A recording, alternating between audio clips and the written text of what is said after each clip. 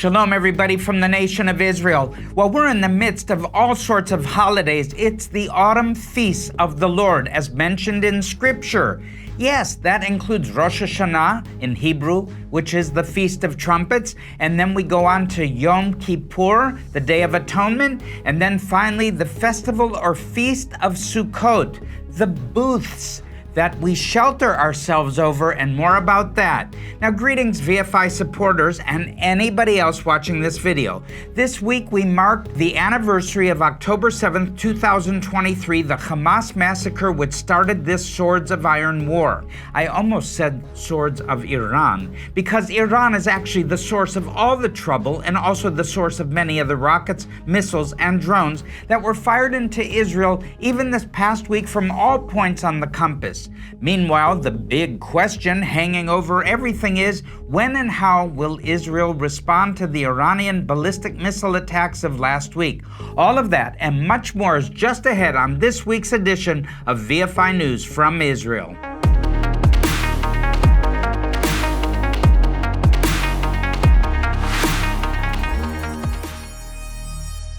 Friends, I did a short news update video on October 7th, and if you didn't see it, I encourage you to look for it in our archives here at the Vision for Israel YouTube channel. There were various memorial events held on that day, both official events and unofficial events. I won't say much more than that because there was some controversy even about these events, and some very awful things were said, which I don't want to talk about. Candidly, I'm just so tired of hearing about all the internal bickering and backbiting Israelis inflict on each other, even at events that should be about our shared grief. So please just continue to pray for Israelis to find healing and to find ways to come together and not always rip apart each other. I'm also unhappy about some things the government has done, and some things it's failed to do. There are people in this governing coalition who I don't think should be allowed to even run for the Knesset, and there are even some who should maybe be in jail. I could spend the entire video talking just about that, but I don't want to add to the cacophony, especially since we've got so many external enemies and problems that we're going to need every bit of unity and cohesion we can find in order to confront these things.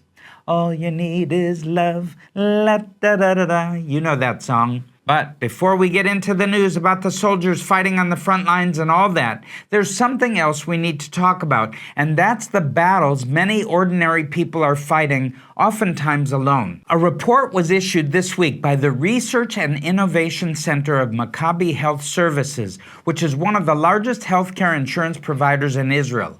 According to this report, the use of antidepressants and anti-anxiety medication has increased in Israel by a whopping over 300%. KSM Director Dr. Tal Pantalon, who led the team that produced this report, said the events of October 7th drastically changed reality for everyone, patients and healthcare providers alike. The sharp increase in anxiety medication use highlights the urgent need for tailored mental health interventions in acute settings during times of conflict. Friends, the reason I'm starting this week's report with this news item is that I want everyone and anyone who watches this video to get a serious appreciation for just how bad the things are here in Israel. Many of you, even those who are watching the news about this war closely, might not fully appreciate the profound pain, anguish, and trauma that this situation is inflicting on the people of this country. The news from the kinetic battlefields, which we're going to get to in just a moment, is a mix of good and bad. There have been many victories lately, and I believe more are coming, but there have also been many tragedies and great loss. I was yesterday at the Sheba Hospital, in fact, where we were distributing Lego kits to many of the injured and wounded soldiers. We did that partnering with another organization. The initial attack on October 7th of 2023 was a terrible shock to Israelis. And every time there's news about casualties from the battlefield, all of us feel that trauma and shock all over again. We all rush to look at the pictures the newspapers publish of the soldiers who were killed in action, hoping we won't see any familiar faces. As you probably already know, tens of thousands of residents of northern communities remain internally displaced refugees in their own country, and this is especially difficult for children who are away from their usual traditional educational frameworks. On that subject, I can tell you many stories about children I've seen who are having serious trouble coping with and processing everything that's going on. These children are the future of Israel, and it's really heartbreaking to see their formative experience being shaped by these nightmares, both the ones they have when they sleep at night and the ones they experience directly when they're awake. If you're watching this video, you probably agree with me that giving everyone drugs to deal with the stress they're experiencing isn't such a great idea. These people need true peace and healing that can only come from a relationship with the God of Israel who created them, loves them, and cares for them. We also know that the only way they can come to know God, I believe, is through a personal relationship with the Messiah, whose name is Yeshua HaMashiach Adonenu. So friends, I'm asking you to join me in praying for an outpouring of God's Ruach HaKodesh on Israel today, the Spirit of God. Pray for revival and for all the ministries and believer congregations in this country who are ministering to Israeli people, whether Jewish or Arab alike.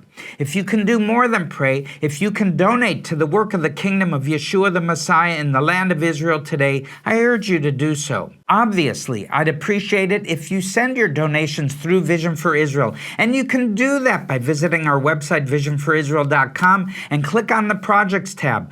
There you'll see many different ways you can help us as we seek to comfort the people of Israel, both Jewish and Arab alike. Our provision of bomb safety shelters, training, ambulances, equipment for medical first responders, and our distribution warehouse for food and household supplies in central Israel have obvious and immediate practical relevance in this situation. But there are many other projects we're dedicated to that give us an opportunity to aid and comfort these people in their time of great distress, to reflect the love of God, as the moon reflects the sun. That's what these people really need, and that's what we're trying to provide for them. So once again, that website is visionforisrael.com. So if you're still watching, I thank you, and let's get into the latest headlines. But before you do that, don't forget to subscribe, tell your friends to subscribe, and give us a thumbs up, a correct yes, we love you. Okay, and write me whatever you'd like, and I'll do my best, as I can, to write you back, personally speaking. Well, Hezbollah fired several barrages of rockets into northern Israel on Wednesday, including salvos fired at the port city of Haifa. Over 150 rockets were fired in total, and a few of them got through the air defenses and did some damage, mostly to private homes in Haifa and Safat in the north.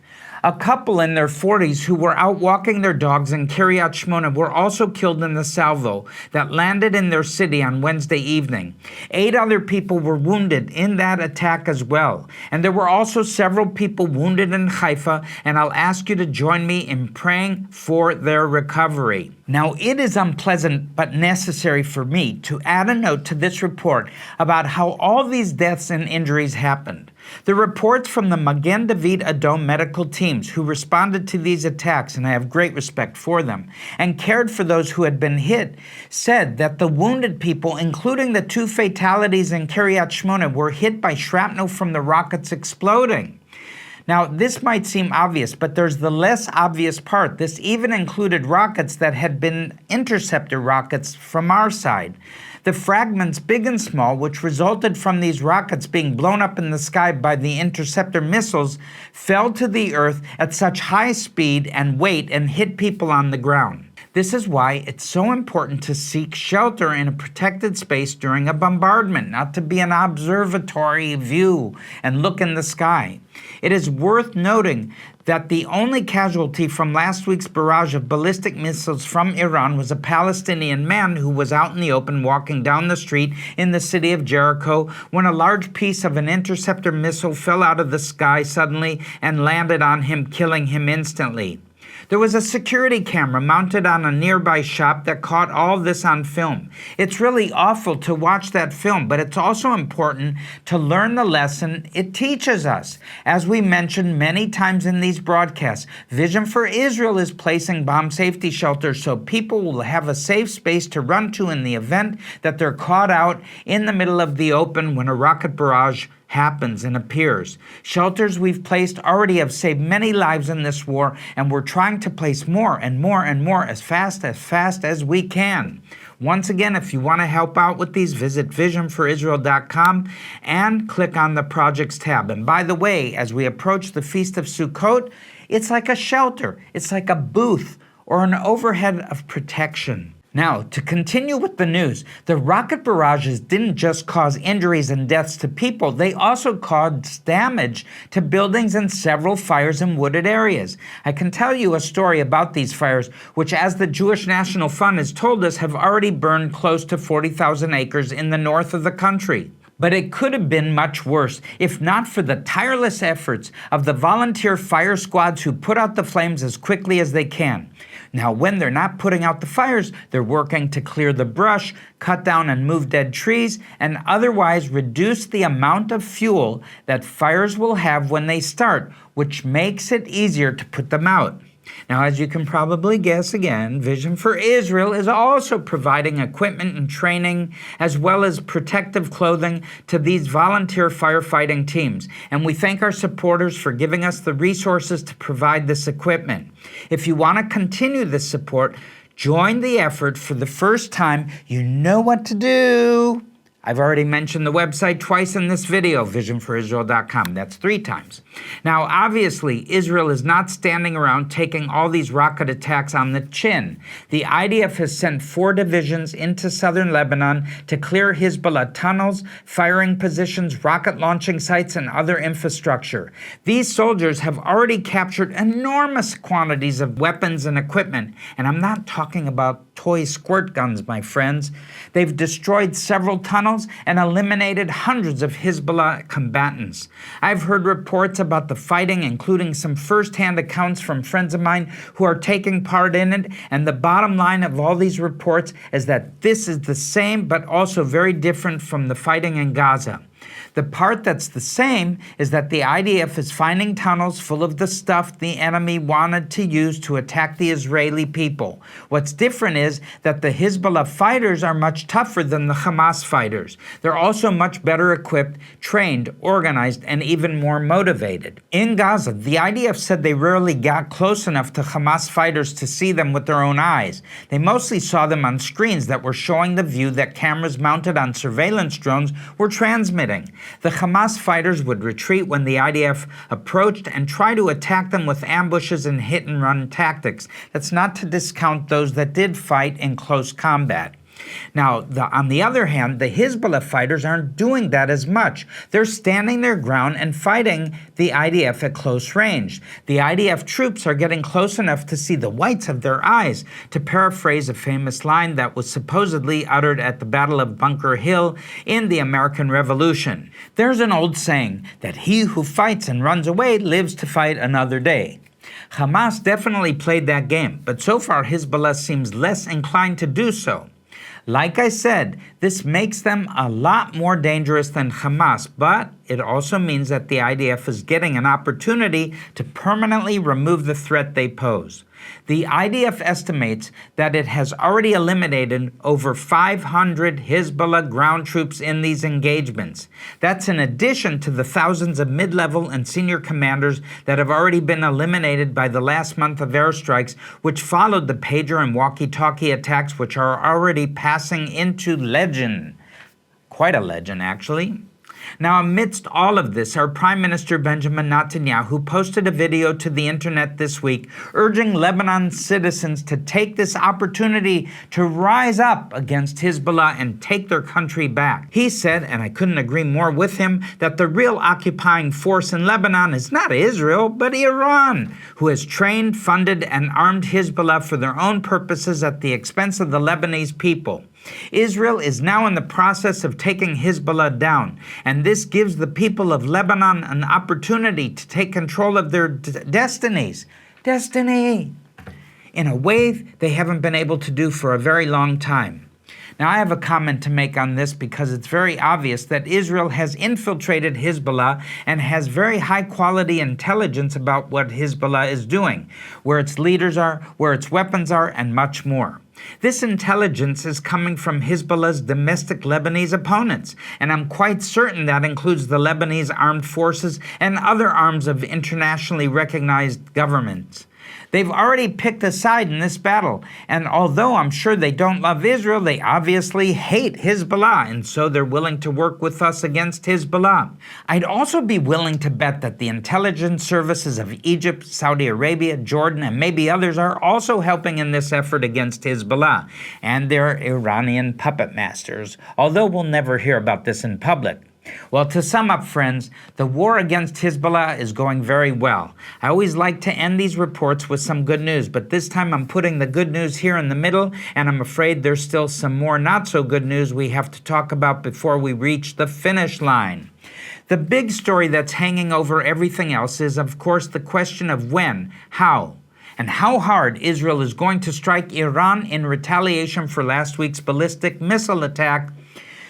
Oh, some voices are already being raised wondering what's taking so long and worrying that the window of opportunity for retaliation is closing. Personally, I don't worry about that because Iran's attack came months after the things they said and they were attacking us about, and it seemed to come out of the blue. So it's perfectly fair and reasonable that Israel's response will come out of the blue sky, and there's no rush. It takes time to prepare for complicated military campaigns or anything else you want to have done right. It's easy to do something quickly if you don't care how it turns out. But if you do care about how it turns out, you need to take your time, be careful, do your homework, and then execute the plan when everything and everyone is ready. Now, with all that having been said, there is every reason to believe that the plans are being prepared and we will see the strike on Iran carried out in the very near future. Some analysts are speculating that it will come after the upcoming Sukkot holiday. It is traditional here in Israel that starting around the first day of school on September 1st, pretty much everything is a matter that we put off until after the Chagim or after the holidays. It sounds weird, but that's true. Attacking Iran might end up being just another thing that gets done after the Chagim this year. Or the government might decide to launch a surprise attack, thinking that the Iranians will assume we're going to do that. Who knows what head games these guys want to play with each other? I don't know. I haven't heard anything, but let's keep praying. So on that note, I also don't want to get into all the speculation about what targets Israel might hit. The Americans seem to want some targets to be off limits, including Iran's nuclear facilities and oil infrastructure. That doesn't make sense to me, but anyways. There are actually some good reasons for this that they say, including the possibility of an environmental catastrophe that will make the whole world get very angry with Israel, if they haven't been already angry enough with us. Even there might have been a good reason for that to find an excuse and say, okay, they might be right. So Israel might be more likely to hit IRGC military bases, ballistic missile production facilities, or the like. That's all I'll say about that because that's all I can tell you. Shh. Anything beyond this is nothing but speculation at this point. Now we're almost out of time, but I want to mention the fact that Yom Kippur starts this coming Friday evening. And it's not often that Yom Kippur, the Day of Atonement, falls on a Saturday, a Shabbat. But this year it did because of the lunar calendar. Now on Yom Kippur, the Jewish people ask God for the forgiveness of communal sins, as well as individual sins. I am not qualified to speak into the theological aspects here, but several believing congregations in Israel are led by men who are qualified, and I encourage you to listen to their Yom Kippur messages. You can also find them on YouTube or Rumble or any other social media sources.